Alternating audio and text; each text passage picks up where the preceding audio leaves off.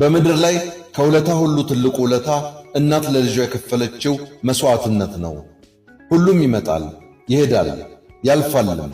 በዚህ ዓለም ላይ ባለበት የሚቆይ አንድም ነገር የለም። የተረገዘ ይወለዳል፣ የተወለደም ያድጋል። በሚያልፍ ዓለም ውስጥ የማያልፍ መስዋዕትነት የምትከፍለው ግን እናት ብቻ ነች። ማንኛውም እናት በእናትነት ዘመኗ ከባድና ፈታኝ ጊዜያትን ታሳልፋለች።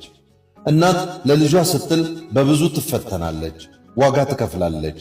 ከእርግዝና ጀምሮ መውለድና ልጅን ማሳደግ ለእናት ቀላል የሚባል ጊዜ አይሆንም።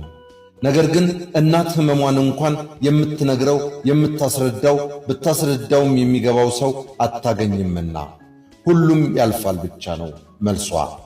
ዛሬ በመሞትና በመኖር ውስጥ ሆነሽ በጭንቅ አምጠሽ የወለድሽው ልጅ ወገብሽ እስከሚንቀጠቀጥ ጎንበስ ብለሽ ቀና ብለሽ የምታሳድጊው ልጅ ነገ ራሱን ችሎ ካንቺ ጥገኝነት ተላቆ አንቺም እንደ ልብሽ መውጣት መግባት የምትጀምሪበት ቀን ከመጣና የደከምሽበት ፍሬ አፍርቶ ጤነኛ አስተዋይና ጎበዝ እንዲሁም የእናትነትሽን ዋጋ የሚያውቅ ልጅ ከሆነልሽ ድካምሽ ዋጋ አግኝቶ ያ ሁሉ ፈተናና መስዋዕትነት ያልፍ ይሆናል። በአንጻሩ ደግሞ ጤናሽን፣ ሕመምሽን፣ ስቃይሽን፣ ወጣትነትሽን፣ ዕድሜሽን፣ ስሜትሽን፣ የግል ፍላጎትሽን፣ ሥራሽን፣ ትምህርትሽን ሁሉ ትተሽ በብዙ ውጣ ውረድ ደክመሽ ያሳደግሽው ልጅ መልሶ ለእንባሽ ምክንያት፣ ለድካምሽ ምክንያት፣ ለጭንቀትሽ ምክንያት ሲሆን ማየት ጉዳትሽን እጥፍ ድርብ ያደርግብሻል። ብዙ ሆነሽ ያሳደግሽው ልጅ የደከምሽለትን ያክል ሳይሆን ሲቀር ቀኑ ጨልሞብሽ መውጫ መግቢያሽ ይጠፋብሽ ይሆናል።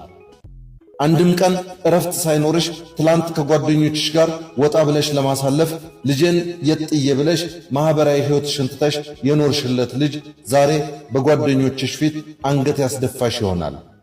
ነገር ግን ሁሉም ጊዜያዊ ነው።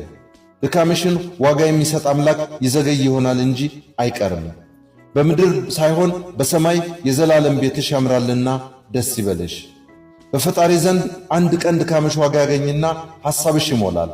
እያንዳንዷ የመሥዋዕት ቀንሽን የሚያይ አምላክ አለ። ለልጆችሽ የምታደርጊያትን ማንኛውም ነገርና ንጹሕ ፍቅር የሚመለከት እውነተኛ አምላክ አለ።